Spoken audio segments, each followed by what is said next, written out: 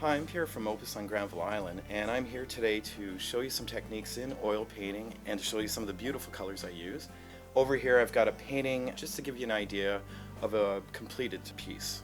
I've just finished my sketch on my linen canvas using some Willow charcoal and a little bit of acrylic. I love using the linen canvas just because of the color of it and the texture of it. I'm going to do a light wash on my painting using some linseed oil and some Galkit from Gamblin.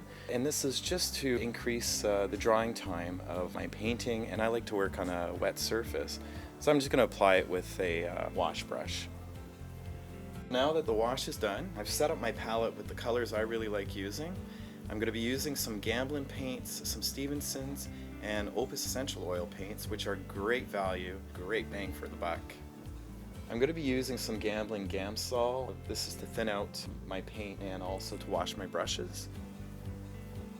So the brushes I'm using are Windsor oil brushes, and also I've got a couple of the Mezzo brushes. I know they're acrylic brushes, but I really like using them. They have a nice stiffness to them, and I can achieve some nice details with these brushes. And I'm just establishing the sky a little more. I just really want to push that distance back there. Just a little bit of zinc white, cobalt blue, and a raw umber. The color palette I like using are more traditional colors like burnt siennas. You can think of like really nice earth tones and the cadmium colors too. They tend to be a little more subdued, and it works well for me because I paint a lot of interiors, some older scenes. I don't want it looking like a discotheque, so I keep it really nice subdued colors. I punch it later on actually sometimes with some nice modern colors. It's good to keep in mind reflected light actually when I'm painting well such a bright light source. The light's going to be bouncing all over the place. I keep that in mind when I'm painting, to sort of throw colors bouncing off the walls or off the chair in this case. Sort of let it flow, but every brush stroke is thought of before a little bit. You sort of initially imagine that brush stroke and what it's going to do. It never does actually what you want to do sometimes. You can have some really nice effects, just random happy mistakes happen all the time. The initial stages of any painting you start, well, it's an underpainting. That's why it's sort of the more neutral colors kind of thing. And then as you go along, I tend to paint a little more thickly and more aggressively. But this part is just to get the feel of the painting and just to get it rolling till the next stage. The next stage I'm going to start applying paint a little more thickly. So now that my underpainting is done, or what I like to call my underpainting, all the tones and the feel of the painting is there. So I think I know the direction it's going to go. I'm going to paint a little more aggressively now. I'm also using the Liquitex freestyle palette knife, and this is just to get some, sometimes I paint aggressively. You can get some heavy applications of paint on the painting.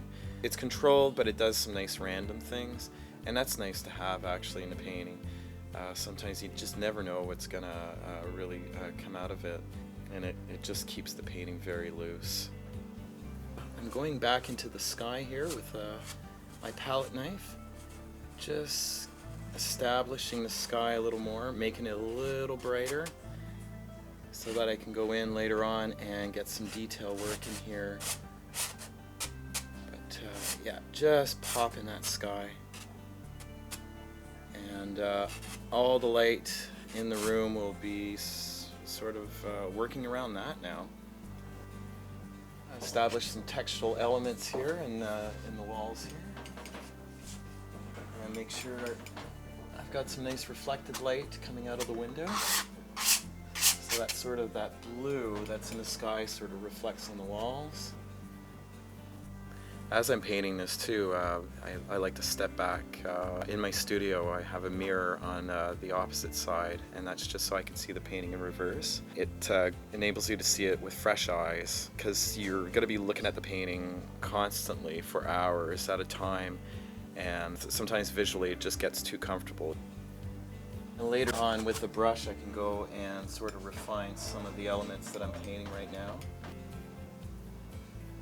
Once you gesso a canvas, I usually like to put a base color on. Neutral gray is fantastic. The linen already has that sort of built into it. As soon as you start applying paint, it almost feels like the painting is somewhat together, like there's a color all over the place. And it's just nice at the end, especially with the linen, you don't have to paint every single spot on the painting. You can actually leave some, just show through, let that linen pop through. So you're sort of leading the eye through the painting, sort of strengthen the composition in the painting. And I'll do that by just punching the right colors in the right area. So now that I have the bulk of the painting done for today, I'm going to go into the piece now and just accentuate some areas that I really want to pop. So I'm just adding some large brush strokes here, some shadows. Just darken and punch the tones. Actually, I just really want a nice sense of depth in this piece. It's good to know when to walk away from a painting.